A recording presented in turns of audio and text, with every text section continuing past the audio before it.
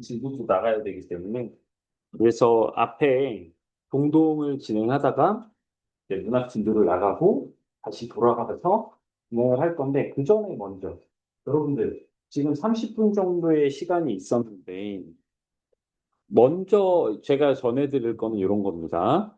어떤 시험이든 자기의 역량보다 좀 오바되는 시험을 만날 수가 있어요. 모든 것들을 다 100점 맞고 편하게 볼 수는 없을 겁니다. 그 전에 여러분들이 항상 하셔야 되는 건 전체를 살펴봐서 내가 할 수 있는 것들을 미리 하셔야 됩니다. 가령 이 시험의 구성 자체는 어떻게 되어 있냐면 앞부분 만만하게 시작하죠. 뭐 30분 100불 이랬지만 뒤에 가시면은 보고 괜찮으셨어요? 이게 뭐야? 이게 뭐야? 맞습니다. 이건 여러분들의 실력을 훨씬 초과하는 상태인 거예요. 그리고 마지막에 뭐 나왔어요? 단어 나왔죠. 근데 그 단어는 여러분들이 건드릴 만한 것들이었어요. 단어 먼저 보셨어야 돼요. 먼저 보셨어야 돼요. 그러니까 여러분들 항상 시험을 볼 때는 전체를 살펴보고 내가 공략할 수 있는 것들을 먼저 쳐내셔야 돼요. 우직하게 처음부터 해나가는 거 좋죠. 그렇게 하면은 아마 대학은 다음 생에 원하는 대학을 갈 수가 있다. 아시겠죠? 요령껏. 그러니까 학교 시험도 다르지 않습니다. 학교 시험도 배치를 항상 앞을 쉽게 해주는 것은 아니니까요. 그리고 내가 풀 수 있는 것, 할 만한 것들을 먼저 꼭 끝내시길 바라겠습니다. 제가 제일 좋아하는 상태는 시험이 다 끝났어요? 답을 맞춰봤고, 틀린 것들을 다시 봤는데, 모르겠어. 이게 가장 잘 본 시험. 내 역량에선 그게 가장 잘 본 시험이라고. 봤는데, 아, 까비. 좆된 시험. 아, 그러면 먼저 조금 만만해 보였던 동동부터 얘기를 해볼게요. 1번 보시면, 표현상의 특징 물어보는데, 5번이 정답인 거는 사실 비교적 쉽게 알 수가 있다고. 대상의 감정을 이입한다. 감정이입 안 나왔으니까. 감정이입 우리가 배웠죠. 더 객관적 상관물에다가 자신의 감정을 이입하여 결국은 객관적 상관물도 나와 똑같은 감정을 가지게 되고 그래서 서로 공감을 하는 그런 상황. 없죠. 음성상징어. 요거는 어떻게 했어? 34번 보시면 음성상징어. 즉 모양과 형태를 흉내내는 의태어. 사뿐사뿐 같은 거요. 소리를 흉내내는 의성, 소폭 같은 거. 요 두 가지를 아울러서 음성상징어라고 얘기하는데 공동이 있어요? 있어요. 이거. 물론 정확하게 모르지만 대체로 어떻게 추정하고 있냐 하면 이 동동이란 작품은 고려가요니까 민간에서 떠돌다가 훈민정음이 창제되고 그 훈민정음으로 옮겨졌고 그것이 궁중음악에 편입되면서 생겨 생겨난 일용구가 아니겠냐. 왜? 궁중음악에는 다양한 악기들이 쓰이는데 그 중에 한 하악기 소리를 흉내낸 것 아니겠느냐. 이렇게 본다는 거죠. 2번. 임과 대조된 객관적 상관물은 A에서부터 글러 쳐먹었습니다. A가 뭐죠? 이거예요, 이거. 정월 날인물, 냇물이야. 이 냇물은 어떤 의미로 쓰여요? 하다못해 냇물도 얼었다 녹았다 사정과 처지가 바뀌는데 왜 나는 계속 혼자 살아가냐? 나는 왜 계속 솔로냐? 이 얘기지. 그러니까 화자의 외로움을 더 부각시키는 객관적 상관물이지 임에 대한 일치되는 대상은 아니다. 님과 대조되는 객관적 상관물은 아니다. 뭐 님은 그러면은 지금 계속 연애 중이다. 이런 얘기도 아니니까요. 알 수 없는 거죠, 그거는. 자, A와 B에 대한 설명 5번인데 B는 바로 11월령이고 11월령에 어떤 내용이 나오냐? 봉당 자리에 한삼을 두퍼 누워 지금 봉당이나 한삼과 같은 실생활에서의 소재들이 드러나서 화자의 삶을 보여준다. 자, 그 다음 4번으로 넘어가겠습니다. 화자님을 비유한 표현을 찾아서 정리한 내용인데 일단 안 되는 애들 좀 봅시다. 12월경에 나오는 나살반을 테이블이라고 했어. 테이블. 그리고 화자 자신을 나타내는 소재는 뭐예요? 그 테이블 위에 가지런히 놓여져 있는 젓가락. 테이블은 그냥 배경인 거야. 그래서 이 테이블을 나타내는 말은 화자를 상징하는 그런 소재는 아니었고요. 두 번째, 림 나오는데 3월, 만춘. 아, 아니지. 이것도 역시 시간적 배경일 뿐이지. 님을 나타내는, 님의 외모를 나타내는 건 뭐였어요? 달вет꽃이요. 진달래꽃이었다. 정답은 2번이고요. 5번. 정답 1번인데 봅시다. 1, 2, 3부터 해서 12월령까지, 물론 서사 제외하고요. 원령제 구성을 지니고 있다. 맞고. 니은, 후렴구, 아우, 동동다리 통해서 연을 구분한다? 되지. 맨 마지막마다 붙어 있잖아, 연에. 아우, 동동다리가 연마다 마지막에 붙어 있잖아. 그러면 우리는 아우, 동동다리를 보는 순간, 아, 이 연은 여기서 끝났구나. 다음 연의 시작이 되겠구나. 구분하잖아. 그리고 연마다 맨 마지막에 써 있으니까 얘도 그렇고 쟤도 그렇고 쟤도 그렇고 쟤도 그래 모두 다 똑같아 조적 통일감 이글 리듬감을 형성한다 반복되니까 세시풍속으로 시적 긴장감이 생긴다 아 크리스마스인데 걔가 없어 헤어질까 아니요 그냥 세시풍속의 배경을 통해서 아 이런 신나는 날엔 님과 함께 있어야 되는데 그걸 보여주는 거지 세시풍속을 통해서 지적인 긴장감 서로의 갈등 여기 나타나지 않고 미음 선경 후정이 그러니까 이 얘기는 뭐야? 리음에서 하는 얘기는 뭐야? 서사 제외한다고 하더라도 1월령부터 6월령까지는 경치, 7월령부터 12월령까지는 감정 이런 구성이라는 얘기인데 아니죠. 6번은 비교적 쉽지 않았을까 싶은데요. 예, 공중에 유입되면서 만들어지는 뼈. 자, 그 다음에는 독서인데 요거 잠시 옆에다가 빼놓으시고 문학 부분 오늘 진도 나가보도록 하겠습니다.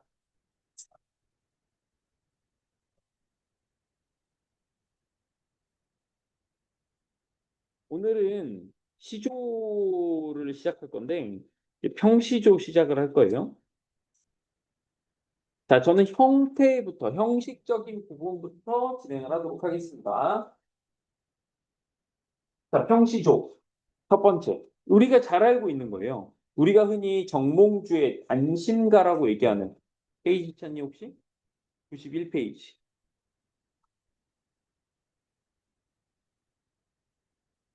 형식부터 먼저 가르친다고 했어요. 첫 번째 이거 초록색으로 줄 그어놓은 거 있죠. 이거 음보 끊는 거거든요. 계속 끊을 건 아니야. 처음에 몇 번만 해보면 여러분 감 잡으실 거야.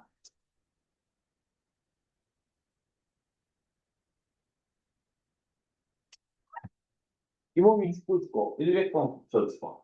자, 한 줄. 요거를 이제 우리가 첫 번째 한 줄을 수장, 두 번째 문장, 세 번째 동장 이렇게 얘기하거든요. 이거 3장이에요. 이때 보시면 형식의 일반적인 형식들은 3장, 6구, 45장이에요. 이렇게 얘기하는데 그보다 또 더 중요한 건 사실 요 네 개로 이루어진 요 음보입니다. 음보. 요 한 덩어리가 음보야. 음보에 대해서는 여러 가지 설명을 해. 저는 그냥 보통 덩어리 이렇게 얘기하기도 하고 말의 발걸음이다. 소리의 발걸음이다. 음보다 이렇게 지급하는 경우도 있고. 근데 제가 조금 더 좋아하는 건 뭐냐면 마디예요. 마디. 오선지를 듣고 마디를 측정한다고 합시다. 마디를 그었어요. 그러면 이거 끊는 한 음보가 한 마디라고 생각하시고 그다음에 여기 나와 있는 이 글자를 하나의 음표라고 생각해 보시면 이 시조의 소감을 알 수 있어요. 난 무난하죠. 세 글자, 네 글자, 세 글자, 네 글자 반복이거든요. 그래서 적당한 템포야. 근데 마지막 부분 볼까? 아, 여기까지는 보통 대학하는 입장, 대학되는 시점에서 많은 학생들이 알고 있습니다. 초장, 중장, 동장이야, 사음보야. 그리고 종장, 세 번째 줄, 종장의 첫 음보는 세 글자로 고정되어 있어. 이거는 대부분 알아. 이건 대부분 알아. 이걸로는 기강을 잡을 수가 없어. 기강은 뭘로 잡? 아, 이거에 대한 예외. 고등학교 과정에서 이거에 대한 예외가 되는 시조. 한 두 가지 정도, 두 개 정도 있거든요. 윤선도의 어부사시사 40수 중에 두 개 정도는 저희가 두 글자로 칠게요. 그런 특이한 거는 안다고 하면 그냥 애들은 실덕으로 알아. 이상하다. 버리고. 하지만 이거지. 진짜는 이거지. 세 글자? 아니, 두 번째 음보까지 가는. 두 번째 음보는 보통 다섯, 여섯, 최대 일곱까지. 꽤 길게 나오거든요. 자, 그렇다면, 여러분, 아까 제가 이거를 음악에서의 마디와 음표로 생각하면 확실히 이해가 된다고 했는데, 여기 있는 첫 음보와 여기 있는 두 번째 음보 중에 누가 더 속도감이 있어요? 1번, 2번. 너희들의 음악적 소양을 보고 있어.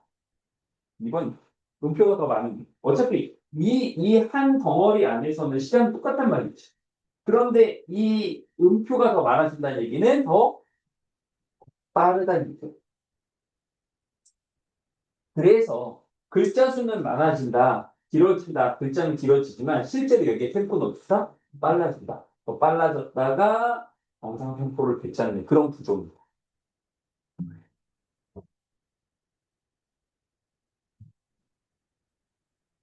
자, 요게 이제 평시조의 일반적인 형태라고 보시면 되겠고, 형식적인 부분을 봤어요. 내용 보겠습니다. 이 몸. 누구야? 화자지, 화자. 화자 자신이 죽고, 죽었다가 깨어났다가 또 죽고, 죽었다가 깨어났다가 또 죽고. 이렇게 100번을 반복해서 살다 썩었어. 100골밖에 안 남았어. 그게 아예 100골조차 안 남았어. 그냥 흙은 먼지가 돼버렸어. 그래서 역시 흔적 부착 있고 없고 없겠지. 없어. 하지만 못 남아있어? 님을 향한. 작가가 여말선초 고려말의 충신 정몽주고 그리고 이 시가 뭐에 대한 답가인지 아세요? 하여가라고 하는 이방원의 시조에 대한 답가잖아. 이방원이 형님 그만하면 됐으니까 이제 이쪽으로 오시죠. 요 얘기잖아. 이런들 어떠하리 저런들 어떠하리. 만수산 드렁칠기 얽혀진들 어떠하리. 우리도 이와 같자요 300년을 누리리라. 붙으시면 평안하십니다. 라고 제안했더니 응 이래버린 거잖아. 응 고맙네 줄 게 있는데 이래버린 거야. 저도 이따 저녁 때 드릴 거 있으니까 찾아뵐게요.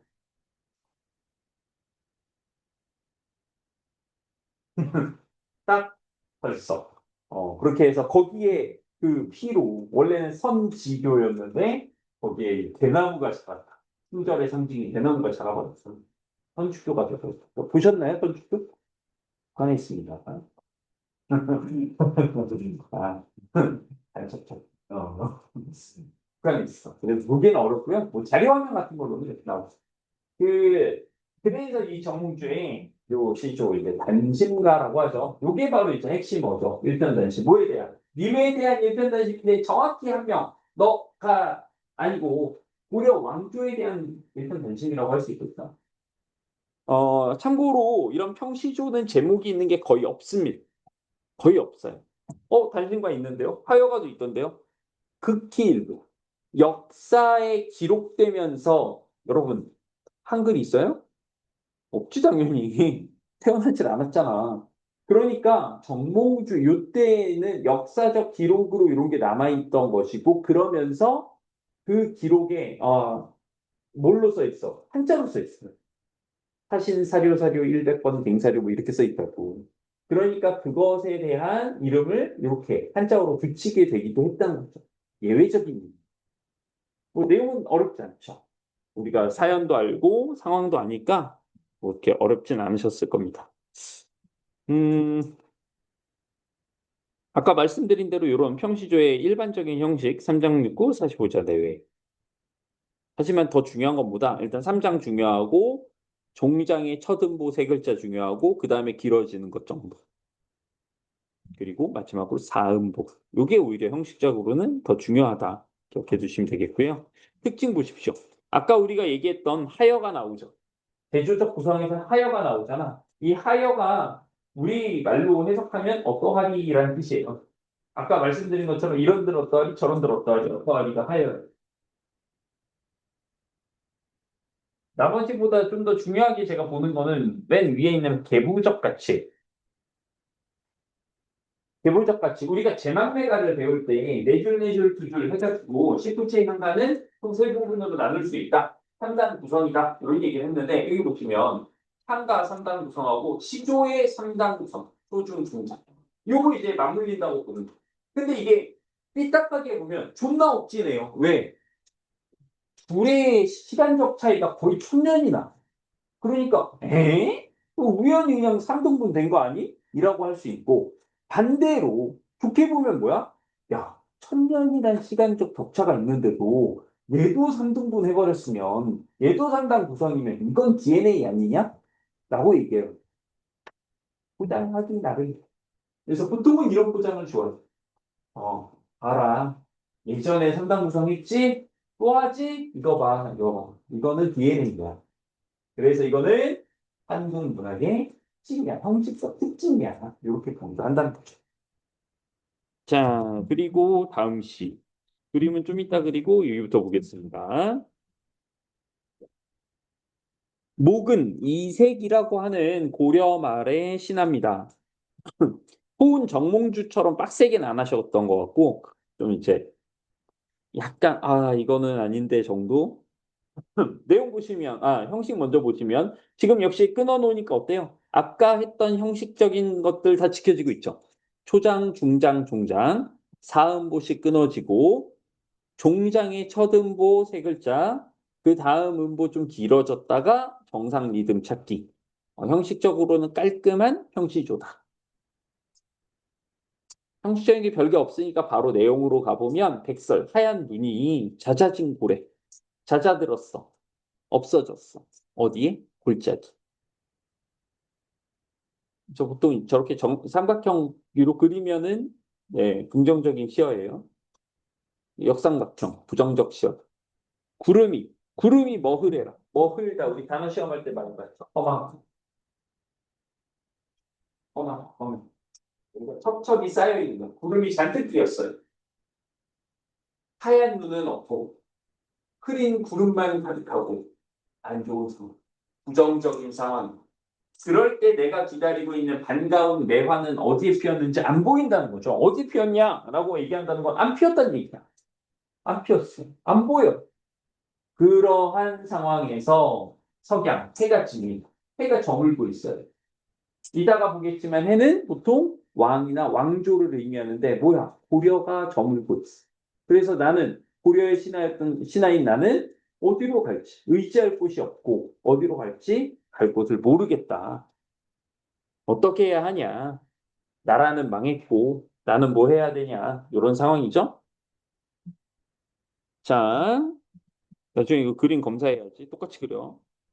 어, 어, 태양 이거 저기 태양 햇살 이거 숫자랑 각도 이거 다 따져볼 거야. 이 지렁이의 이 촘촘한 정도 이런 거 됐냐? 그렇게나 하세요. 중요한 건 요겁니다.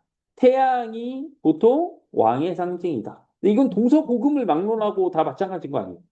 이집트의 왕 파라오 말고 라라고 얘기하는데 그 태양의 아들이라는 여기도 마찬가지지 뭐. 천체 중에서 가장 밝고 유일하고 이런 측면에서 네, 해는 왕을 뜻합니다. 왕이나 왕조를. 아울러 밤에 어두운 밤하늘에 혼자 빛나고 있는 가장 밝은 밤이라는 환경에서 가장 밝은 천체 역시 알죠. 그것도 역시 그런 의미에서 달이 왕을 상징하는 경우도 있다. 반대로 해볼까? 이 지배층의 정점이니까 피지배층. 뭐에 비유한다? 풀. 풀. 그래서 뭐야? 백성민의 풀초자를 써서 민초라고 하잖아. 민트 초코 이지랄 하나. 번역이면 아니고 어렵다. 자, 백성들을 풀에 비유하면 결국 태양의 햇살이 풀을 키워준다. 태양의 햇살은 그럼 뭐예요? 왕의 올바른 정치, 왕의 은혜, 덕입니다. 그래서 풀들이 자라난다는 거죠. 그런데 이 풀들이 자랄 수 있도록 하는 햇빛을 막는 게 뭐야? 구름. 그래서 구름은 보통 간신을 상징합니다. 아까 보이셨죠? 백설이 잦아진 고래, 구름이 가득 끼었구나. 간신 새끼들만 많. 왕의 은혜가 전달이 안 되는구나. 풀들 죽는구나. 이런 얘기예요. 근데 한편으로는 약간 이제 약간 인지 부조화 오는 게 뭐냐면 풀은 햇빛만 쬐다고 자라지 않아요. 그죠? 물을 줘야지, 물을. 비가 이렇게 내려. 그럼 비도 뭐야? 왕의 은혜. 다만 우리의 상식에 잠깐 비는 구름에서 내려오는 것 아닌가요? 닥쳐. 입 닥쳐. 비는 비고 구름은 구름이야. 지랄 안돼 태클 걸지 마. 그래서 비는 또 왕의 은혜 얘기하기도 합니다. 민초를 기준으로 했을 때요. 자, 우리가 뭐 간신 이런 거 봤으니까 충신 얘기를 해보죠. 충신하면 세트, 충신 세트 요거 있어. 사군자. 자, 조상님들 여기에다 일단 좋게 보는 걸로 시작이야. 좋게 본 다음에 의미 부여할 거야. 사분자 뭐뭐 있어요? 매난, 매화, 난초과 대나무 이렇게 있습니다. 얘네들을 왜 중심으로 보는지 고려를 해볼 거야. 자, 일단 매화부터 봅시다. 여러분, 매화 본 적 있어요? 매화. 아, 이게 길바닥에서 보기는 쉽지 않은 거야. 5, 6년 전인가? 그때 저기 아파트 앞에 있는 헬스장에서 운동하고 나오는데, 한 15세? 5, 6세 정도 되는 어디, 한 아이가 이렇게, 자, 그 엘리베이터 딱 열리고 이렇게 나오고 있었는데, 위에 팔에 매화가 있어. 이게 뭐야, 씨발. 뭐야, 이거. 동양화 전공이야? 뭐야, 이거. 어. 그래서 팔에다 그렇게 그려놓은 거 처음 봐가지고. 물론, 훔쳐보기 아닙니다. 여러분, 저 교직 생활 인천에서 했고요. 어, 인천 부평에서 했습니다. 난 우리 반 새끼들이 가출했을 때 걔네 집 근처로 같이 가. 어차피 부평으로 놀러오고. 하리공원에 있었는데, 응? 응? 아니, 계약하자마자 우리 반 애가 가출을 했었거든. 그 초임이. 다음날 밤 잡았어요. 집은 더 멀리 있었는데, 어차피 부평에서 노니까. 내가 다닙니다. 그래서 걔 집에 안 들어갔는데 학교 나오고. 가출 중인. 근데 학교는 나왔어. 안 나오면 널 죽일 거야. 학교는 나오고 학교는 한 2, 3일 있다가 이제 상담하면서 집에 들어가. 뭐 되게 가짜는 이유여서 기억도 안 나. 어떤 이유로 지금 들어가. 근데 들어갔어. 그냥 나오고 싶었던 것 같아. 어쨌든 저의 매화, 실물 매화는 잘 보기 어렵고. 근데 매화가 여기 들어간 이유가 있어요. 이유가 뭐냐면 얘가 개화 시기가 좀 늦은 봄꽃인데 일찍 핀다는 얘기죠. 그러다 보면 무슨 일이 있냐. 여러분 가끔씩 그럴 때가 있어요. 3월이나 4월밖에 4월 됐는데 눈이 와버리는 기상이변들이 있단 말이에요. 자, 이 약간 이제 서로 간의 입장이 달라. POV가 다른 거죠. 자, 이걸 좋아하는 이제 선조들의 시선. 매화. 내가 봐라. 눈이 내리는 이런 가혹한 시간에도 시간 약속 딱 지켜서 폈다. 절개. 절개. 매화 입장. 아, 씨발, 웬 눈이야, 이거. 아, 뭐야, 이거. 아, 타이밍 잘못 잡았네. 하지만 조상님들,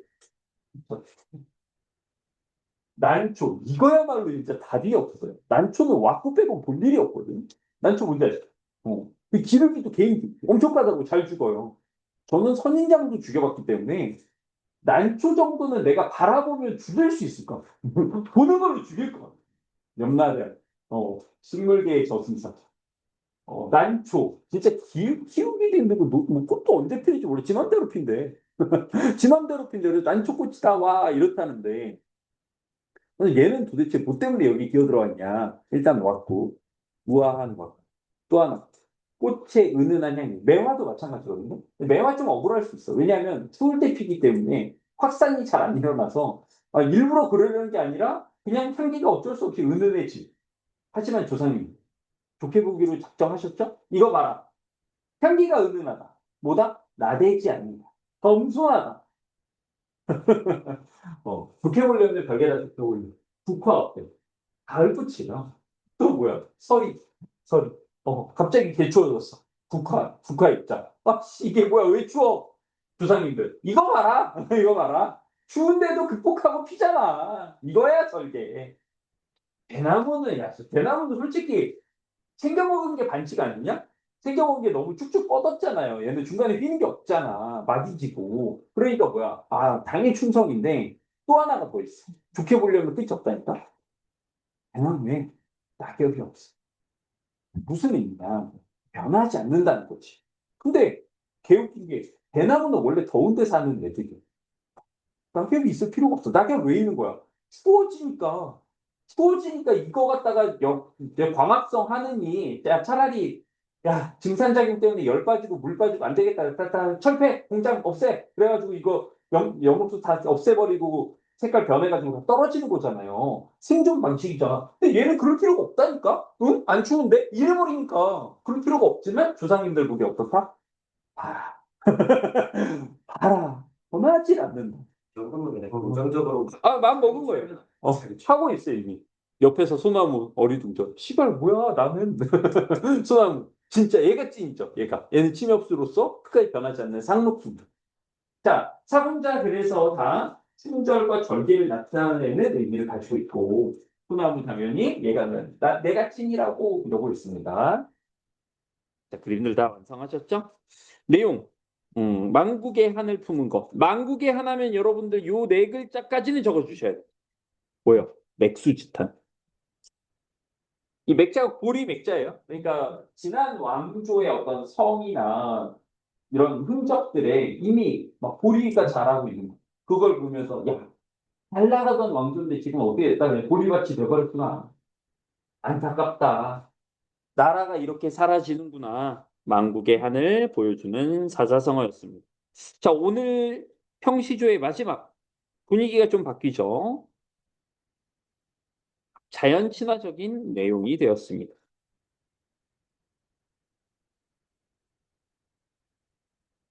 이번에도 초록색으로 지금 끊어놓은 거 보시면 똑같은 평시조의 전형적인 모습입니다.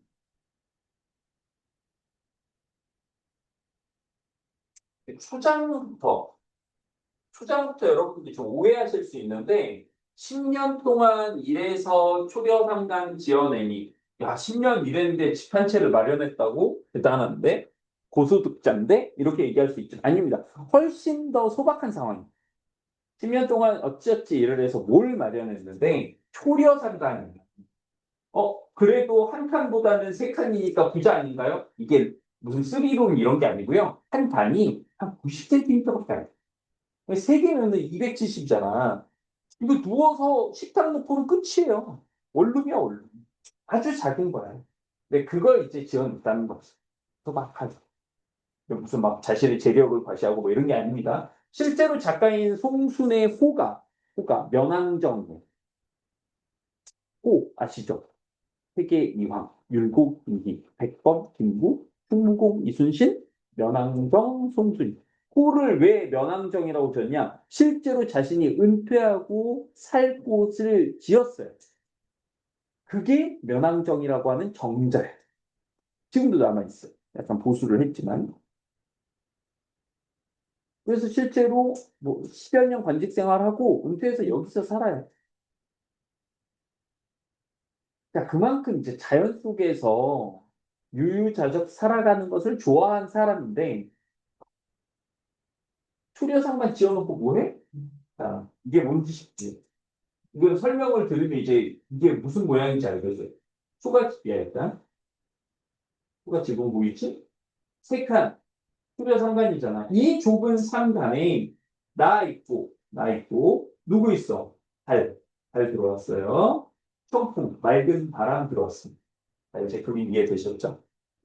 설명 듣기 전에 뭐야 저거 뭐 어떻게 그래야 돼 싶은데 나, 달, 그리고 바람이었습니다.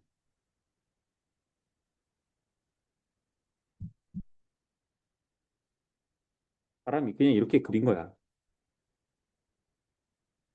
보이지도 않는데 어떻게 그리니? 그런데 다 들어왔니? 다 들어왔어. 하지만 누구 남았어? 강산이 남았는데 얘네는 어때? 너무 크니까 들어갈 데가 없잖아. 우리 집은 좁고. 그래서 강산은 들일 데가 없으니 어디에다 두겠다? 둘러놓고 마치 병풍처럼 둘러놓고 오겠다. 자, 이러한 정석 관련된 한자 성어들 안 빛났고 가난함에 가난한 거예요. 가난함, 소박함에 편안함을 느끼. 소박하고 불편할 수 있잖아. 가난 되게 불편해 얘들아. 뭐지?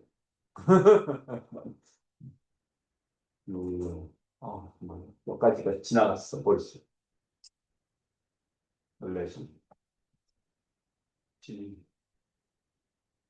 아까 2학년 수업하면서 그리고 한옥의 구조 얘기하는데 생각해보니까 제 생애 일정 기간은 한옥에서 살았어요. 여러분 그렇다고 해서 한 130살 정도 됐나 이게 아니고 이 정도는 아니고 그러니까 살 때는 한옥 막 비우러 가는 한옥이었는데 이제 살다가 1년 뒤에 아버지가 그걸 이제 양옥으로 같이 개조해가지고 마당 밀어버리고 거기 베란다 거실로 바꾸고 뭐 이렇게 했죠. 근데 한 부분은 다 한옥이었어. 왜? 아주 어렸을 때 막 아궁이가 있는 그 처가집들이가 처가를 외갓집도 살고 불편해. 그런데 거기에서 뭘 느껴? 오히려 편안하게 마음을 편안하게 여기고 거기서 부를 즐기고 있어. 자신의 분수, 자신이 처한 처지를 편안하게 여기면서 만족을 알고 있어. 자연친화는 할 말, 뭐 따로 설명할 필요 없죠? 은일. 원래 숨는다라는 건데, 무슨 죄 짓고 도망간다는 게 아니야. 그러면 은닉이고, 은일은 뭐야? 숨어서. 그러니까 뭐에 숨어서? 세속과는 단절돼요. 자연 속에서 숨듯이 유유자적 살아가는 내용을 담은 시도 은일시조. 이게 대표적인 은일시조예요.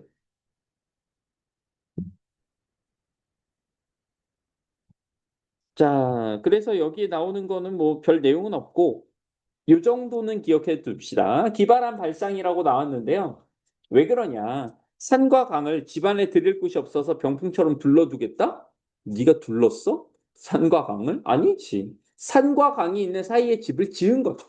근데 내가 이제 얘네들 너무 좋으니까 내 옆에 둬야지라고 두른 것처럼 표현했다라는 측면에서 보다 이것은 기발하고 해학적인 발상이다. 이렇게 평가하는 거죠. 여러분들의 숙제, 문학 숙제는 당연히 여기까지. 98쪽.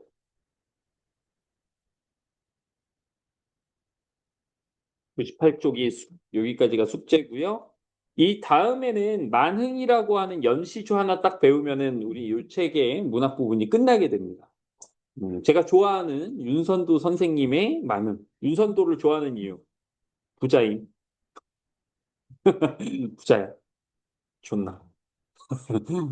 뭐 이제 개인 재산 뭐 이런 게 아니라 이제 가문의 문중의 재산인데 여기가 이제 지역이 호남 평야에 있는 그쪽이거든요. 산에 올라가서 이렇게 평야를 바라보면 다 이 집안 재산이에요. 눈에 보이는 저 모든 평야 이 집안의 재산. 개인 요트 있어. 노는 인공호수 있어. 참고로 이 윤선도란 사람이 65세쯤에 동아시아 지역에서는 일시적 간빙기로 얘기하는 경신 대기근이 일어납니다. 어마어마하게 죽어요. 동아시아 전체에서. 그때 여러분 조선이 그냥 뭐 알씨들 늙은이들 같지만 통계와 기록에 굉장히 집착하는 국가거든요. 그렇잖아. 그래서 기록들도 사고 그러니까 네 개의 창고로 나눠가지고 서버 분리시켜서 보관하고 아직도 남아있고 그렇잖아. 근데 이때 조선에서는 무조건 한 관할 지역에 저도 지금 이렇게 책을 보고 흥미진데 가다 보면 야 여기서 진짜 누가 뒤져도 모르겠다 이런 생각이 드는데 근데 조선에선 그 관할 지역에서 누가 죽거나 하면 무조건 그거 다 통계로 내고 올리거든요. 병신 대기 때 일시적으로 멈춰요. 너무 많이 죽어서 못 측정을 못. 그 측정하러 가던 관리도 굶어 죽는 판인데 이웃 나라에서는 아이 바꿔먹기 같은 거를 부모가 자기 자신 먹을 수 없지 않다. 그 정도로 이제 심각한 대기근이 일어났는데 이분이 65세에 그걸 맞이했단 말이야. 살아남. 여기서 윤선도식 생존법 오늘 공유하겠습니다. 여러분들의 생명을 구하겠어요. 어떤 재난이 있어도 이렇게 하면 살아남을 수 있어. 윤선도는 아까 말씀드린 대로 엄청난 부자잖아요. 그래서 평소에 이제 한 20가지 반찬 정도 놓고 이렇게 식사를 할 텐데 병신 대기근이 되니까 어떻게 돼? 5가지 정도로 소박하게 줄이는 거야. 그럼 여러분들 급식 정도가 되겠죠? 병신 대기근의 윤선도 식사. 여러분들의 급식입니다. 어쨌든 그렇게 해서 살아남았지. 네. 80대 중반까지 사십니다. 건강한. 자, 여러분들도 아시겠죠? 부자가 되시면 되겠습니다. 자, 다음으로. 사실 뭐, 우리 윤선두 형은 그렇게 열심히 벌지 않았어요. 주어졌습니다. 주어졌습니다. 나 그래서 이 형이 좋다니까. 아니, 그래서 관직 생활을 하는데 눈치를 잘 안 봐, 이 형이. 약간 그런 느낌 알아? 이재용이 행정고시 패스한 느낌? 어떤 건지 알겠어? 이재용이 5급 공무원 됐어. 행정고시 패스했어. 뭐 기쁘겠죠? 기쁘고. 그리고 난 그때가 너무 궁금해. 이재용이 월급 들어오면 어떤 생각이 들까? 띠링? 참고로 5급이면 기본급만 가지고 보면 5급 딱 초임 됐으면 기본급으로 따지면 280 정도밖에 안 돼요. 이재용한테 280만 원이 통장에 들어왔어. 대한민국 정부 해가지고. 무슨 생각을 할까? 너무 궁금해. 일당인가? 뭐 이런 생각. 일당? 10대? 뭐 이런 여러 고민을 하겠지. 헐, 이거 한 달에 한 번 줘요? 대박. 와, 이게 한 달에 한 번 들어온다고? 와, 띠링. 뭐, 통장에 이자. 뭐, 2,800만 원. 잠깐만, 우리 월급 들어왔나? 뭐였지? 이거야? 이건가? 약간 그 느낌이라서 윤선도 아저씨도 할 말 따박따박 하고 그래. 또 왕의 스승이기도 했고 그래서. 자, 독서. 왜? 그래도 지난번에 했던 거라 조금 낫지 않을까 싶기는 했는데요. 보시면은 요거 본문에 있던 가정이죠. 기억하세요? 제1종 의류와 제1종 의류가 각각 40%일 때 미친 나라야. 재판을 받으면 5분의 1만 올바른 재판이 되고 나머지는 다 쓰레기야. 오류야. 자, 어찌됐든 가정을 한 거예요. 이때 적절한 유인책 이런 상황에서 어떤 수준의 유인책이 발생하느냐, 어떤 수준 주의에 대해서 유인책이 발생하느냐거든요. 그럼 각각의 이 상황에서 각각 0수준과 1수준 주의 상황일 때의 비용, 총 기대손실 비용을 계산해야 되죠. 여기 어때요? 자, 일단 벨트조차 안 하니까 들어가는 돈은 없어요. 이제 사고 날때 비용 60원이 책정되어 있고요. 그리고 하나 더. 이게 뭐야? 실제로 유죄를 받게 됩니다. 이미 불법이야. 불법인데 불법임에도 불구하고 무죄가 나올 오류가 40%나 존재하니까 얘를 제외한 나머지가 이제 유죄가 되는 경우잖아. 확률 전체에서 무죄될 확률을 빼면 0.6이죠. 그러면 이 영수증주의 가해자는 36원의 총 기대손실 비용이 발생합니다. 같은 계산 방식을 진행을 할 건데 일수준주의. 다만 달라진 건 뭐야? 일수준주의는 합법이에요, 불법이에요? 벨트맨은 합법이야, 불법이야? 합법이죠.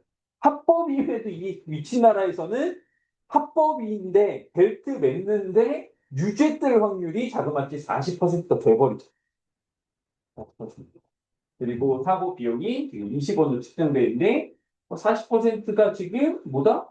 유죄 판결 날 수 있는 사고 비용이니까 총 기대 손실 비용은 38원입니다. 얘네 둘 다 뭐예요? 비용이에요. 마이너스예요. 36원 빠질까? 38원 빠질까? 뭘 선택한다? 당연히 36원 빠지는 거 선택한다. 그러면 어느 쪽에 기대? 그러니까 어느 쪽에 기대값이 있고 즉 유인책이 있느냐? 영수증 뒤에 있다. 자, 재판이 되거든요. 올바른 판단을 지금 20%밖에 못하잖아. 그렇게 되니까 무슨 일이 생겼어? 뭐야? 벨트 안 매도 무죄 되는 경우가 많다고? 나도 안 할래. 벨트 살 필요가 없는데? 이렇게 돼버렸다.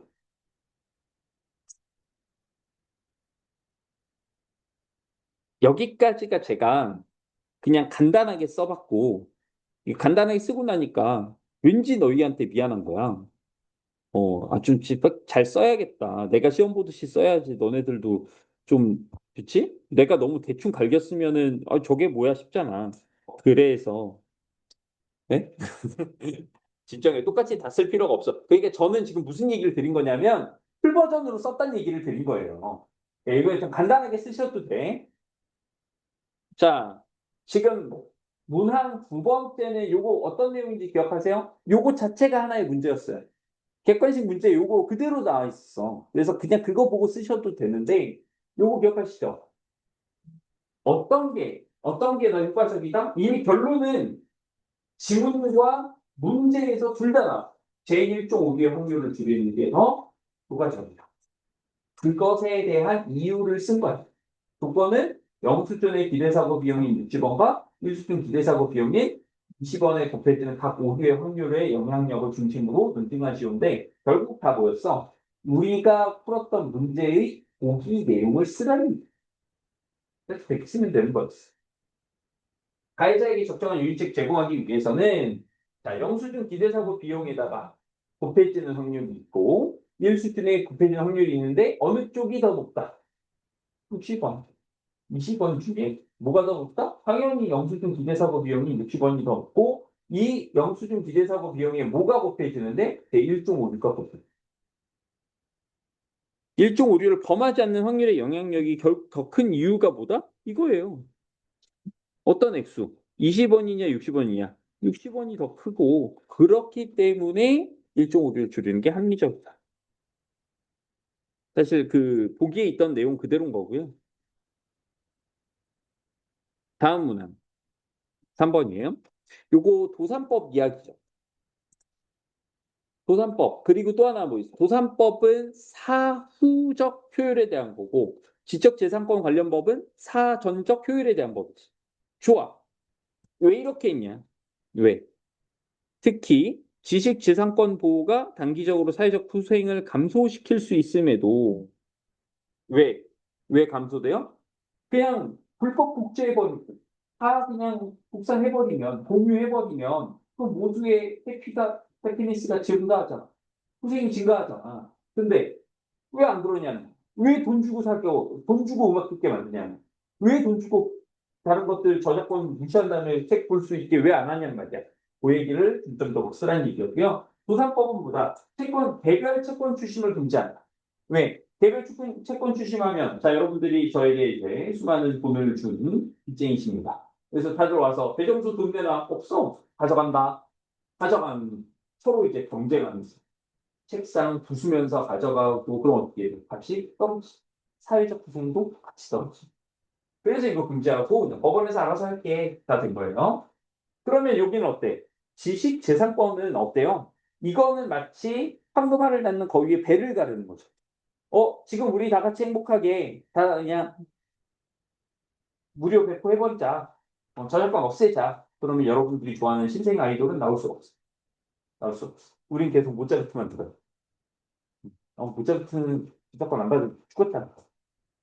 그래서 미래에 있는 사회적 후생을 보존하기 위해서 사회적 후생은 현재의 단기적인 사회적 후생을 감소시키더라도 이걸 지켜주는 겁니다. 즉 사전적 효용 때문이죠. 네 번째, 절도가 허용되어 있는 사회 너무 좋지. 뭐가 좋아? 근데 여기에서는 제가 만약에 변형 문제를 낸다면 그런 걸로 괴롭히고 싶기는 해. 뭐냐면 자 A랑 B만 사는 사회 우리가 정했었잖아요. 그래서 네가 도둑놈이야? 얘가 도둑질을 했어. 문제. 우리 둘이만 사는 섬이에요. 절도죄가 없어. 그러면 근로의욕이 사라지는 건 나예요, 쟤예요? 왜? 집에 맛을 안 달달하게. 왜 이런 병신들? 치면 되잖아. 근로의욕이 떨어진 건 이쪽. 여러분들 흔히 상식적으로 생각할 때 무슨 생각을 할 수 있냐면 뺏기면 일하라 내가 이 생각을 한단 말이야. 그게 아니라는 거지. 도둑이 일을 더 안 하게 되다. 그럼 반대로 저는 어때요? 소중한 거 한번 뺏겨봤으니까 어떻게? 그렇지. 비용이 더 들어. 이게 뭐 전기 충격기 달고 업체 부르고 이런 비용 때문에 뭐가 돼? 사회적 투쟁이 감소하게 되는 거죠. 자, 요거 부분 좀 조심하시고요. 야, 시간 잘 간다. 이거 뭐더 하겠냐. 여기까지 해야지. 여러분, 오늘은, 아니, 이거 할 거야. 진정해. 그, 점유와 소유까지 할 건데, 오늘은 복수 퀴즈 안 걷습니다. 가져가셔야 돼요. 근데 연휴가 있잖아. 부탁인데, 저기, 나대지 말고 그냥 책에 껴놓고, 제발 가만히 두기라도 해라. 괜히 막 이렇게, 아닙니다, 선생님. 제가 연휴 때 한번 해보겠습니다. 다음 주. 선생님, 잃어버렸어요. 진짜. 아니, 왜 두기라도 하라고. 나대지 말고, 그냥 두기라도 하라고. 어, 음, 아니에요. 또 공부한다는데. 멀리들 가세요? 이번 설에? 멀리? 멀리 가? 네, 아니. 근데 보통 이제 뭐막몇 박은 안 하고 다들 뭐 찍고 뭐 이런 식으로 하지 않아요? 또 이제 수긍을 해야 되니까. 음. 얘들아, 앞으로 한 3, 4년 대목 마지막 찬스야. 어. 이거 딱 끝나면은 언제까지 찬스야? 대학 입학 이때까지 찬스. 끝나고 나면 뭐 어떻게 이렇게 안 됐어? 군대 가고 니네는 나라사랑 카드로 받아. 언니들 또 뭐 없어요, 이제. 그때 되면은. 거기서, 더 주세요. 뭐, 시비 털 수는 없잖아. 아유, 달라고! 개별 취심할 수는 없잖아. 세뱃돈을. 핸드폰 여세요, 빨리. 카메라 켜세요. QR 가져왔으니까 빨리 대라고. 뭐 이럴 수는 없잖아. 이때가 좋을 때야. 3, 4년 받자. 저는 뭐 직접 안 모이기 때문에. 결혼하고 그 아내가 썩 안 좋아하는 것 같, 뭐 이렇게 거기 큰 집에서 차례 지내고 이거 좀 불편하길래 아 그래? 뭐 안 가면 되지. 뭔 상관이? 안 감. 그리고 그때 맞춰서 저에게 막 이벤트들이 있었어요. 연휴니까 그때 맞춰서 저는 이제 또 밀린 저기 수술 같은 것도 하고 뭐 이러느라 딱 좋아 연휴 때 하면 6인실 혼자 있어. 어깨 수술하고 이럴 때.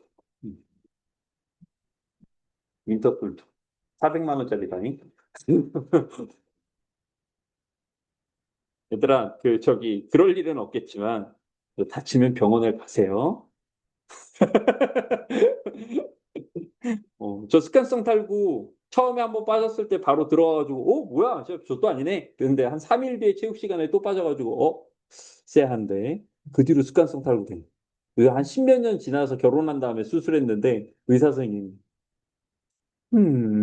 왜냐하면, 이게 위팔뼈고 이게 어깨야. 이렇게 탈부는 이렇게 빠지는 거거든요. 겉으로 보면 티가 나요. 이게 들어가게 돼요.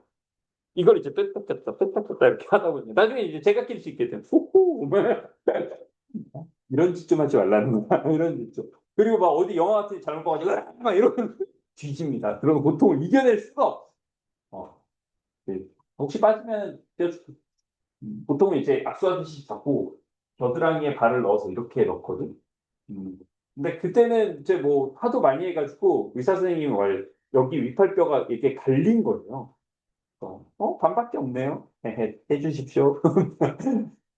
어떻게 이제 힘줄 이어 붙이고 뭐 해가지고 완성. 이러니까 이러니까 그게 보니까 처음에 빠졌을 때 고정을 해놓고 3주 정도 있어야 된대. 개뿔 몰랐지 그때 들어갔으니까 된 줄 알고 그래서 3일 뒤에 또 빠지고 이제 습관성 된 거였거든.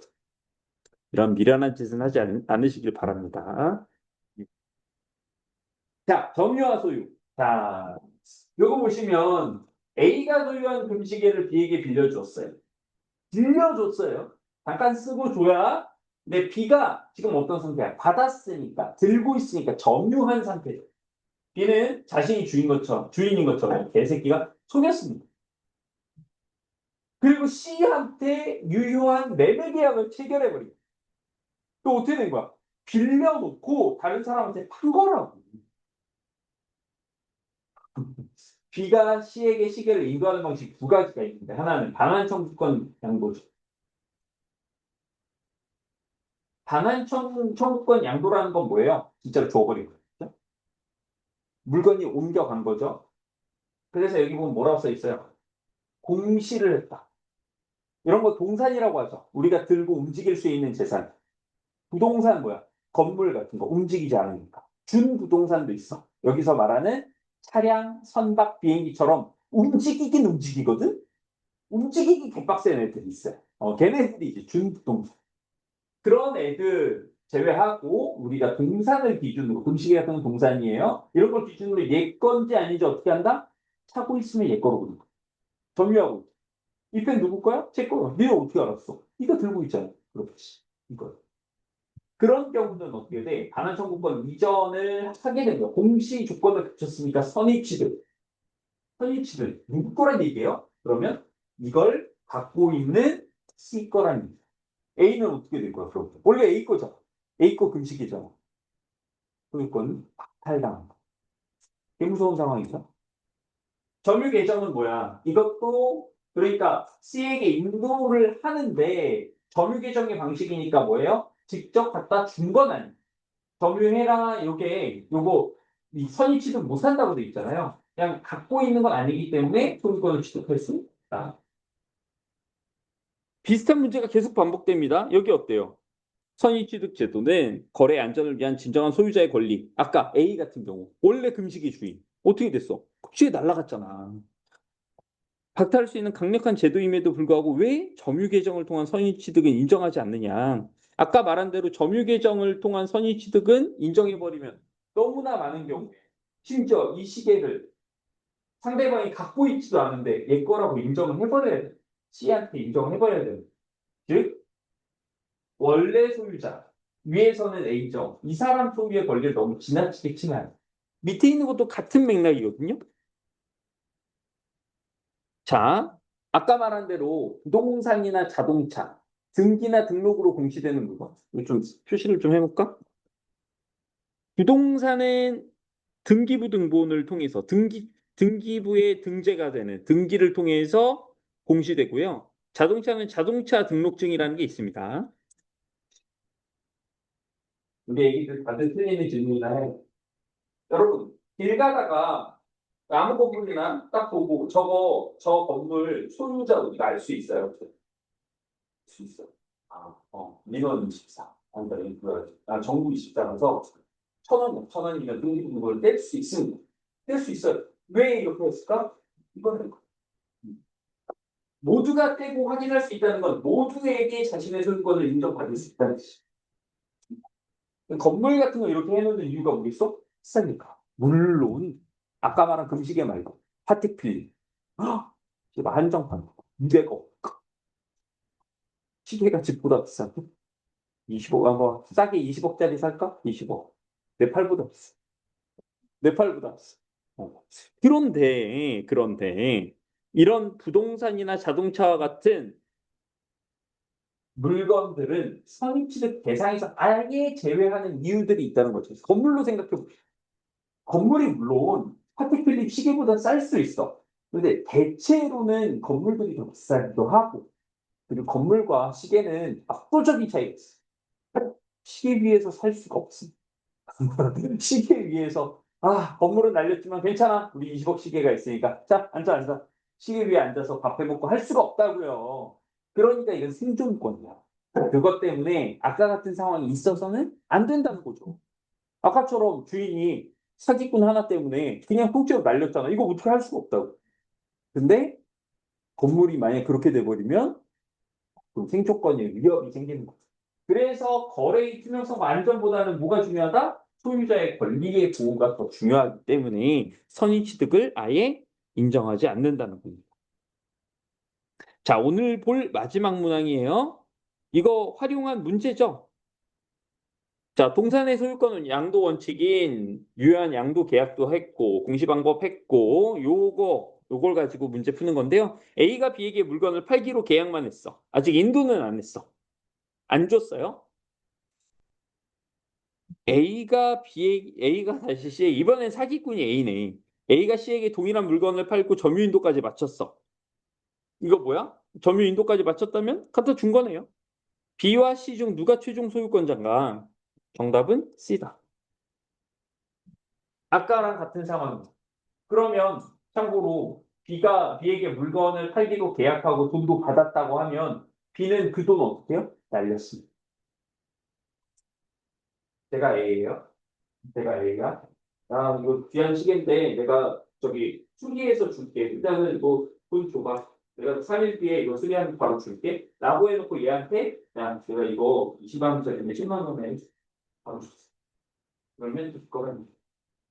얘가 돈 냈는데요? 어쩌라고. 얘가 지금 점유도 된 상태, 돈도 낸 유효한 계약한 상태고 얘는 뭐야? 이게 없잖아. 즉 반환 청구권 양도를 해버린, 즉 점유까지 해버린 쟤한테 최종적인 소유권이 있어. 요 문제를 기억하시면 좋은데요.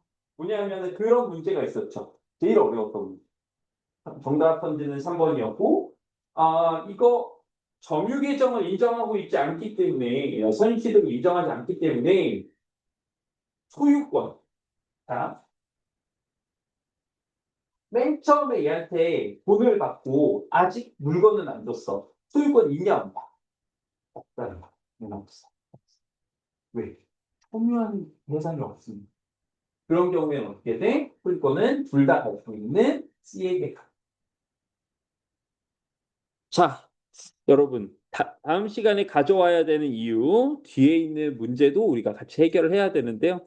뭐 추가로, 그래도 못 참겠다. 그러고 더 쓰셔도 상관없어요. 제발 가져는 오세요. 네, 가져만 오시면 되겠고요. 그때 이 뒤에 있는 단어도 같이 얘기를 해보도록 하겠습니다. 자, 설 연휴 여러분들 풍족하게 많은 수금하시고 행복하고 여유로운 얼굴로 다시 만나면 되겠습니다. 네.